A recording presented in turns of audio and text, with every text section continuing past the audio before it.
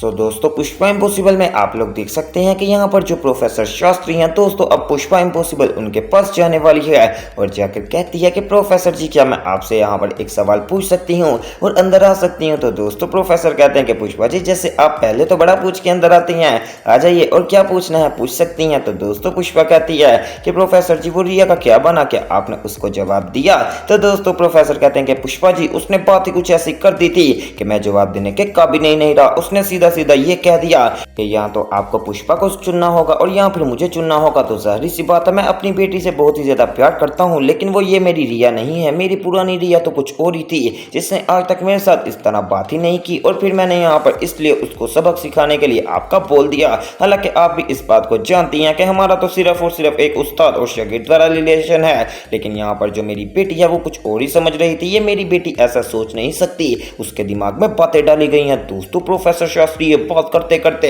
काफी ज्यादा इमोशनल हो जाते हैं। तो पुष्पा कहती है कि प्रोफेसर जी इतना ज्यादा उदास क्यों होते हैं, मुझे अपनी बात बताइए, मैं आपका कुछ ना कुछ हल जरूर निकाल दूंगी। तो दोस्तों प्रोफेसर कहते हैं कि रहने दीजिए पुष्पा जी, अब मैंने उसको इनकार कर दिया है। हालांकि अब मेरे दिल में ये बात भी होगी कि उसके साथ मैं यहाँ पर सुलह कर लूँ, लेकिन मैं दोबारा कभी नहीं जाऊंगा क्योंकि ये वो मेरी रिया ही नहीं। मुझे तो अब अपनी बेटी के सामने बोलते हुए डर ही लगता है कि कहीं ये मेरी बेइज्जती ही ना कर दे। मैं तो वो था जो कि अपनी बेटी को हल्के फुल्के डांट भी देता था, लेकिन वो आगे से कुछ नहीं कहती थी बल्कि उल्टा मेरे से प्यार ही करती थी। लेकिन आज वो दिन आ गया है कि मैं अपनी बेटी से प्यार से बात करता हूँ, लेकिन वो तो मुझे डांट कर चली जाती है और मुझे पापा को तो कहने की बहुत ही ज्यादा दूर की बात, बल्कि मुझे प्रोफेसर शास्त्री कहती है आपको इस बात का पता ही होगा कि एक बाप जो कि अपने बच्चों को इस तरह पाले और जब उसका बच्चा बड़ा हो जाए और अपने बाप को उसके नाम से पुकारे कितना ज्यादा बुरा लगता है पुष्पा जी। इसलिए मैं उसको इस बात से कभी माफ नहीं करूंगा। ये देखिए ये है मेरी पुरानी रिया जो कि बहुत ही ज्यादा अच्छी हुआ करती थी, मैं इस रिया को भूल ही नहीं सकता, लेकिन जो आज की ये रिया आ गई है वो तो बहुत ही ज्यादा बदल गई है। वैसे दोस्तों मुझे प्रोफेसर की ये हालत देखकर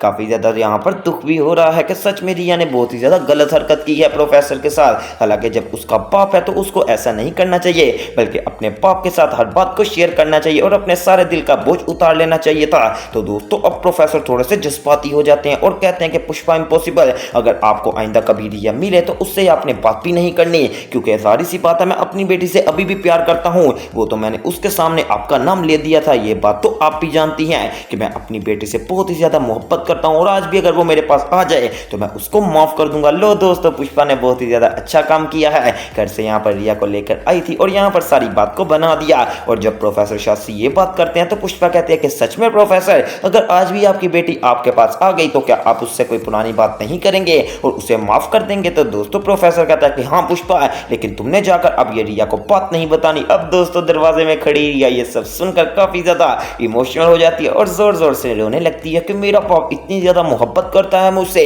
और मैं किस तरह की बेटी हूँ जो कि अपने बाप को उसके नाम से बुलाती हूँ। अब दोस्तों जब यहाँ पर रिया रोती है तो प्रोफेसर की सीधी नजर चले जाने वाली है यहाँ पर रिया के ऊपर जो कि यहाँ पर साइड में खड़ी रो रही होती है। तो दोस्तों अब प्रोफेसर शास्त्री भी देखकर काफी ज्यादा परेशान हो जाते हैं और कहते हैं कि क्या रिया तुमने सारी बातें सुन ली। अब दोस्तों रिया भागी भागी आती है और अपने पापा को हक कर लेने वाली है और कहती है कि पापा मुझे माफ कर दीजिए। तो दोस्तों प्रोफेसर कहते हैं कि बेटा मैं इस बात के लिए खुश हूं कि तुम्हें कम से कम अपनी गलती का एहसास तो हो गया ना। अब दोस्तों जब प्रोफेसर शास्त्री और उनकी बेटी रिया हक कर रहे होते हैं तो पुष्पा इम्पॉसिबल की आंखों में इस कदर खुशी है जो कि मैं लफ्जों में बयान नहीं कर सकता। सच में हमारी पुष्पा बहुत ही ज्यादा साफ दिल की औरत है जो कि यहाँ पर एक बाप और बेटी के प्यार को मिलाकर इतना ज्यादा खुशी जो कि मैंने आज तक कभी नहीं देखा।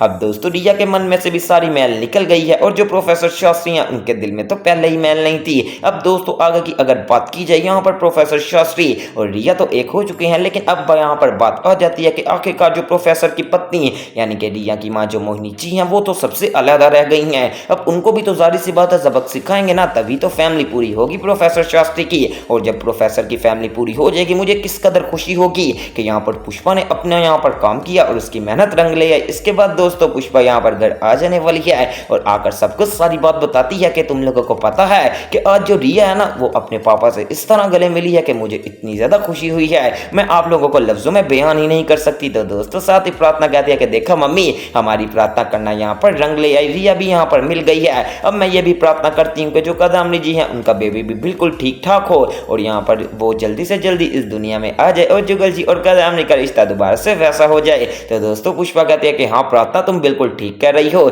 लेकिन अगर तुम लोगों को एक बात बताओ मुझे ऐसा नहीं लगता लगता, क्योंकि यहाँ पर जो जुगल है वो अभी तो मोहब्बत करना शुरू हो गया है, लेकिन मुझे अभी भी इस बात का डर है कि कहीं कादम्बरी हमारे साथ झूठ तो नहीं बोल रही। तो साथ ही चिराग कहता है कि मम्मी इसके बारे में आप क्या कहना चाहती हो। तो दोस्तों पुष्पा कहती है मैं कादम्बरी से जरा मिली हूं ना, मुझे पता नहीं क्यों ऐसा लगता है कि वो दोबारा से हमारे साथ बच्चे का झूठ बोल रही है। तो दोस्तों साथ ही दिलीप पटेल कहता है कि पुष्पा अगर इस बार ऐसा कुछ हुआ ना तो यहाँ पर जुगल कभी भी कादम्बरी को माफ नहीं करेगा और वो तो उसको जिंदा ही मार देगा। तो दोस्तों पुष्पा कहती है बस भगवान से ये आशा है कि यहाँ पर जो कादम्बरी है वो इस बार झूठ ना बोलती हो, क्योंकि अगर जो माँ एक अपने बच्चे की कोख का यानी कि मजाक बना सकती है वो तो किसी भी बात में मजाक बना सकती है, और अगर इस बार ऐसा हो गया तो मैं भी जिंदगी में कभी कादम्बरी को माफ नहीं करूंगी। लो दोस्तों आपके बहुत सारे सवाल थे कि कादम्बरी का क्या बनेगा, उसके बारे में मैं आपको अभी बता देता हूँ। पहली बात तो ये कादम्बरी सबको पता है कि वो झूठ बोल रही है और उसकी कोख में कोई बच्चा नहीं, और दूसरी बात ये अगर उसने यहाँ पर ये बात जुगल को पता चल गई तो जुगल यहाँ पर कादम्बरी को कभी भी माफ नहीं करेगा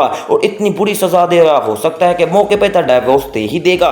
दूसरी बात ये कि उसके ऊपर हाथ भी उठा सकता है, जो कि यहाँ पर गलत बात है, लेकिन कादम्बरी जैसी औरत यही बात डिजर्व करती है कि उसको यहाँ पर धक्के मार के निकाल दिया जाए, क्योंकि दोस्तों बहुत सारे लोग चोल में रह रहे हैं और कादम्बरी की वजह से अगर चोल में यहाँ पर कोई भी नुकसान होता है तो इसका जिम्मेदार कौन होगा। बहुत सारे बच्चे जो कि अभी अपनी परवरिश यहाँ पर पा रहे हैं वो कादम्बरी को देखकर क्या ही सीखेंगे, सिर्फ और सिर्फ से फैसाद फैलाना। ऐसे लोगों की यहाँ पर चोल में जगह नहीं बनती। फिलहाल के लिए दोस्तों अभी के लिए यहाँ पर जो जुगल है वो कादम्बरी के साथ इतना ज्यादा हॉस्पिटल जा रहा है कभी आ रहा है, क्योंकि उसको पता है कि उसका यहाँ पर जो बेटा या फिर बेटी है वो इस दुनिया में आने वाले हैं। लेकिन कादम्बरी जो कि हॉस्पिटल में लेटी यही बात सोच रही होती है कि जब जुगल जी को पता चलेगा कि उनका तो बच्चा ही नहीं आने वाला तो आखिर वो मेरे साथ क्या सलूक करेंगे। अभी तो इतनी मोहब्बत कर रहे हैं, बाद में पता नहीं क्या करेंगे। तो जुगल कहता है कि कादम्बरी क्या सोचती हो, इतनी ज्यादा सोच में ना रहा करो। तो कादम्बरी कहती है कुछ नहीं जुगल जी, बस वो मैं यही सोच रही थी कि क्या मेरा बच्चा ठीक हो जाएगा या फिर नहीं। तो दोस्तों अब यहाँ पर बहुत सारे लोगों का सवाल है कि आखिरकार कादम्बरी आगे क्या करेगी, क्योंकि उसने जो एक यहाँ पर ढोल अपने गले में डाल तो लिया है कि मेरे पेट में बच्चा है, लेकिन आगे जाकर वो किस तरह इस बात को हैंडल करेगी। तो दोस्तों वो भी मैं आपको बता देता हूँ। दरअसल कादम्बरी करेगी कुछ यूं कि यहाँ फिर खुद एक्सीडेंट करवा लेगी या फिर किसी के ऊपर इल्जाम, खास तौर पे पुष्पा इम्पॉसिबल के ऊपर, जो कि मैंने आज से तकरीबन 3-4 एपिसोड्स में कहता ही आ रहा हूँ कि ये पुष्पा इम्पॉसिबल के ऊपर इल्जाम जरूर आना है दोस्तों। कि यहाँ पर जो कादम्बरी है वो यहाँ पर पुष्पा इम्पॉसिबल को कहेगी कि तुमने मुझे सीढ़ियों से धक्का वगैरह दिया या फिर कहीं एक्सीडेंट करवाया और मेरे पेट में जो बच्चा था वो जाया हो गया है। वेल दोस्तों अगर प्रोफेसर शास्त्री को भी ये बात का पता चला और जुगल को भी पता चला कि पुष्पा ने ऐसा किया है कादम्बरी के साथ, तो आखिर इसमें क्या होगा, क्या दोस्तियों में दरार आ जाएंगी और लड़ाइयां बढ़ जाएंगी। तो दोस्तों वो सब देखना मिस मत कीजिएगा और इस तरह के मजीद अपडेट सबसे पहले देखने के लिए मेरे चैनल स्पाइसी एंटरटेनमेंट को सब्सक्राइब करें और वीडियो को ज्यादा से ज्यादा शेयर करें। तो दोस्तों मिलते हैं एक न्यू वीडियो में।